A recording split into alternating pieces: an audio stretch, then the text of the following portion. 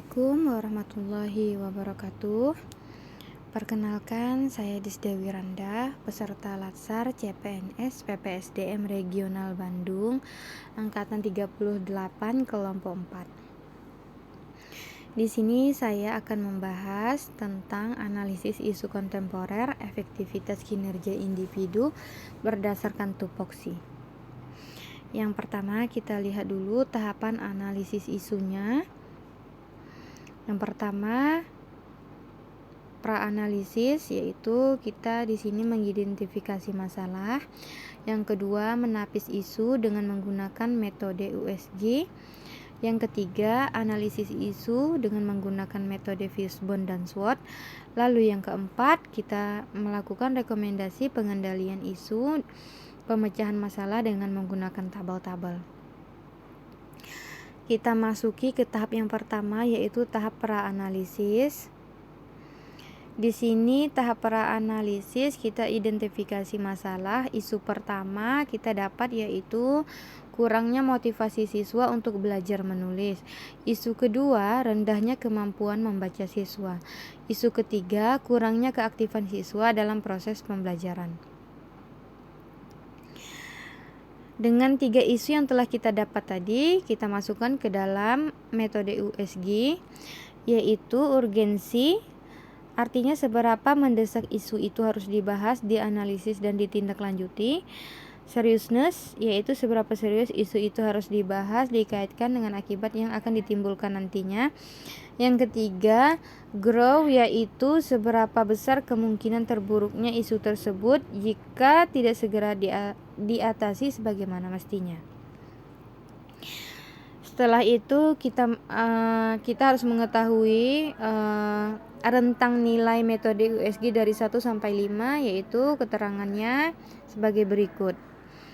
Bobot 5, keterangannya sangat kuat pengaruhnya. 4, kuat pengaruhnya. 3, sedang pengaruhnya. 2, kurang pengaruhnya. 1, sangat kurang pengaruhnya. Yang selanjutnya, menapis isu dengan menggunakan metode USG. Yang pertama, isu yang telah kita dapat tadi yaitu kurangnya kemampuan menulis siswa. Di sini urgensinya bernilai 4, seriousness-nya bernilai 5, grow-nya bernilai 5, totalnya 14. Yang isu kedua, rendahnya kemampuan membaca siswa. Urgensinya nilainya 5, seriousness-nya nilainya 5, grow-nya nilainya 4, totalnya 14. Isu yang ketiga, nilainya di sini kurangnya keaktifan siswa dalam proses pembelajaran. Nilainya 4, totalnya 12.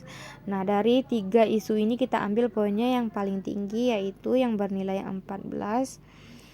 Berarti rendahnya kemampuan menulis dan membaca pada siswa yang akan kita bahas selanjutnya di analisis Fishbone. Di analisis Fishbone ini, bagian skillnya kita dapati kurangnya kesadaran siswa untuk mengasah kemampuan membaca dan menulisnya. Terus di segi sistemnya, ketidakmampuan otak kiri untuk mengeja, membaca, dan menulis. Lalu selanjutnya, segi supplier, siswa lebih senang bermain dan menghabiskan waktu dengan bermain gadget. Dari sisi surrounding, yaitu kurangnya perhatian dan bimbingan orang tua di rumah yang mengakibatkan kurangnya kemampuan menulis dan membaca siswa. Selanjutnya, tabel ini yaitu tabel metode SWOT yang telah kita kumpulkan pemecahan masalahnya. SWOT itu strength atau kekuatan, W-nya weaknesses, kelemahan, opportunities yaitu peluang, threat yaitu ancaman. Di sini ada yang pertama, menyusun rencana pelaksanaan pembelajaran dan jadwal kegiatan yang memotivasi siswa belajar dan menulis. Yang kedua, strength-nya yaitu harapan guru dan orang tua agar anak lancar membaca. Weaknesses-nya yaitu kelemahannya, minimnya semangat siswa untuk belajar. Selanjutnya, siswa tidak sadar akan pentingnya menulis dan membaca. Lalu selanjutnya, opportunities atau peluangnya di sini mengasah kemampuan siswa dengan memberikan tugas membaca nyaring kepada siswa pada setiap pelajaran. Dan di ancamannya di sini berarti kemampuan membaca siswa dan kemampuan menulisnya sangat rendah. Alternatif pemecahan masalahnya, Berarti pertama-tama guru harus memberikan bimbingan khusus kepada siswa yang belum bisa membaca dan menulis. Bimbingan atau perhatian khusus. Yang selanjutnya, setiap tahapan alternatif itu, guru dan kepala sekolah mengumpulkan data siswa yang belum bisa membaca dan menulis pada kelas tinggi. Setelah data siswa yang belum bisa membaca dan menulis, guru dan kepala sekolah mengingatkan siswa akan pentingnya belajar membaca dan menulis. Selanjutnya, guru memberikan latihan dan perhatian khusus atau bimbingan khusus kepada siswa yang belum bisa membaca dan menulis dengan memberikan latihan-latihan, tugas-tugas agar kemampuan membaca dan menulisnya lebih terasah lagi.